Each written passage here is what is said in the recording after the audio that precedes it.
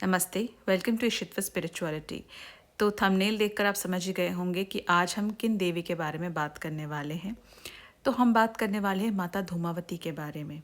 तो जब भी हम माता धूमावती के बारे में जानने की कोशिश करते हैं तो हमें कौतूहल वाले वीडियोस मिलते हैं और लोग जानना पसंद करते हैं कि कैसे जब साधक ने माता धूमावती की साधना की तो कैसे उनको पैरानॉर्मल एक्सपीरियंसेस हुए और क्यों एक साधक को, एक गृहस्थ को माता धूमावती की साधना नहीं करनी चाहिए और कैसे फीमेल्स को उनकी साधना नहीं करनी चाहिए।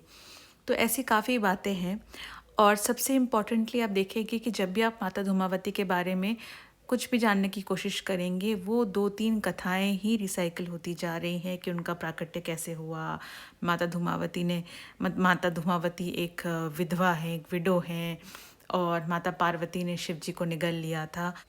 तो इस वीडियो में हम जानने की कोशिश करेंगे कि इन कथाओं के पीछे का जो गूढ़ रहस्य है वो क्या है, क्योंकि मैं हमेशा बोलती आई हूँ अपने वीडियोस में कि कथाएं एक तरफ और उनको इंटरप्रेट करना और उनको समझना ज़रूरी है। क्योंकि जब आप साधना क्षेत्र में हैं या साधना क्षेत्र में आएंगे आपको फील होगा, आपको समझ में आएगा कि कथाएं तो चलो ठीक है, एक मैसेज डिलीवर करने के लिए है, आपको उनका रूप समझाने के लिए है, उनका तत्व नेचर समझाने के लिए है।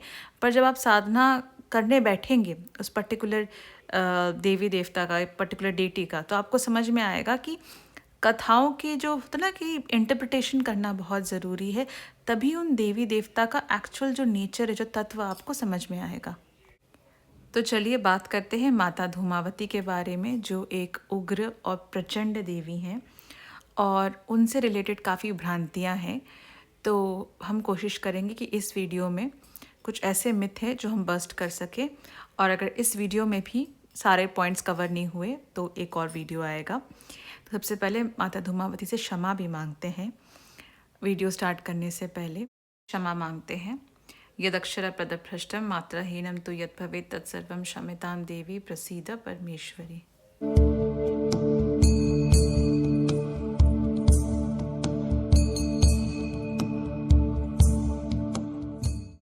तो माता धूमावती का जो रूप है, आप समझिए, आपको देख के भी पता चल रहा होगा कि वो एक वृद्धा हैं, वो एक विधवा हैं। इस स्वरूप में माता को दर्शाया गया है। वो अत्यंत पतली हैं, वो एकदम कहते हैं ना कंकाल जैसी हैं, और इस तरह से वो थोड़ा सा माता चामुंडा को भी रिजेंबल करती हैं। से माता चामुंडा भी एकदम उनके कंकाल जैसी हैं और उनके शरीर में मांस नहीं है। सिमिलर स्ट्रक्चर माता धूमावती का भी है। और माता के जो अष्टोत्तर में आप देखेंगे कि माता धूमावती को माता चामुंडा भी बोला गया है, तो इनका एक और नाम माता चामुंडा है। इससे हमें पता चलेगा कि इनमें बहुत ये मोर और लेस सेम ही है और इनका जो तत्व है वो भी सिमिलर है। तो इनको विधवा के रूप में क्यों दर्शाया गया है? और अगर आप उनका अष्टोत्तर पढ़ें तो उनको डिस्क्राइब किया गया है कि वो सफ़ेद साड़ी में हैं, और वो सफ़ेद साड़ी भी नहीं, उनका जो साड़ी, उनके जो कपड़े हैं वो मटमैले हैं, बाल बिखरे हुए हैं, और बाकी महाविद्याओं की तरह, बाकी देवियों की तरह उन्होंने आभूषण धारण नहीं किए हैं। विधवा रूप में दिखाया गया है। बहुत थोड़ा सा उनका जो लुक है वो क्रूर है। और कहानी ये है कि एक बार माता पार्वती ने क्रोध में आकर शिव जी को निगल लिया था। कुछ वेरिएशन ये है कि वो इतनी भूखी थी कि उन्होंने शिव जी को निगल लिया, और इसके भी बहुत सारे वेरिएशंस हैं। तो वो माता जगदम्बा हैं, वो जगत जननी हैं। ऐसी क्या ज़रूरत आन पड़ी थी कि उन्होंने अपने पति को ही निगल लिया? तो कहा जाता है कि शिव जी इतने रुष्ट हो गए थे कि उसके बाद उन्होंने कहा कि अब माता पार्वती का जो ये रूप है वो विधवा के रूप में ही रहेंगी, और वो उनको एक्सेप्ट करने से मना कर देते हैं। ये तो है कहानी। इसलिए देखिए, हमेशा मैं कहती हूँ कि जब महाविद्या के ध्यान श्लोक होते हैं, उनके अष्टोत्तर और जब उनका आप डिस्क्रिप्शन देखो या पिक्चर, अब जो फ़ोटो है वो देखोगे, जैसे उनको दर्शाया गया है, तो एक एक अस्त्र, एक एक चीज़, छोटी छोटी चीज़ें बहुत इम्पॉर्टेंट है। वो आपको उनके नेचर के बारे में बताते हैं। और जब आप साधना क्षेत्र में जाएंगे, उस पर्टिकुलर डेटी की साधना करेंगे, किस टाइप का वरदान आपको देंगे, किस टाइप का आपका टेस्ट होगा, आपके क्या एक्सपीरियंस होंगे, वो सारा आप देखेंगे कि शास्त्रों से ही मिल रहा है। कुछ भी मतलब शास्त्रों से हट के एक्सपीरियंस नहीं होता। और जैसा दर्शाया गया, जैसे देवी को बताया गया है, वो वैसी ही होती हैं। तो जैसे कहते हैं ना, माता धूमावती का कोई कॉन्सॉर्ट नहीं है, जैसे सारी महाविद्याओं का है, तो इनका कोई कॉन्सॉर्ट नहीं है। तो क्या ये सही है बोलना? ये विधवा इनको दिखाया जा रहा है कि ये सच में विधवा है, क्या सच में इनका कॉन्सॉर्ट नहीं है? ऐसा तो नहीं है कि हमारी नज़र का धोखा है कि इनका कॉन्सॉर्ट है पर हमें दिख नहीं रहा। तो माता धूमावती का जो वर्ण है वो धूम्र है, मतलब धुआं। तो क्या माता धूमावती सच में विधवा हैं या वृद्धा हैं? नहीं, माता धूमावती एक उच्च कोटि के साधक को दर्शाती है। साधक या साधिका, कहते हैं ना, the epitome of something, the greatest साधक। एक ऐसी अवस्था जिसमें इंसान को ना अपने मटमैले कपड़ों का फर्क पड़ता है, ना उसके पास समय है। वो साधक अपनी साधना में ऐसा लीन है कि ना उसको अपने कपड़ों के बारे में पता है, ना उसके पास इतना समय है कि वो अपने बाल बनाए, ना इतना उसके पास समय है कि वो आभूषण धारण करे। और वो वन पॉइंट उसका एजेंडा है, वो है उसकी साधना। तो शिव क्या है? शिव है प्योर कॉन्शियसनेस, ज्ञान।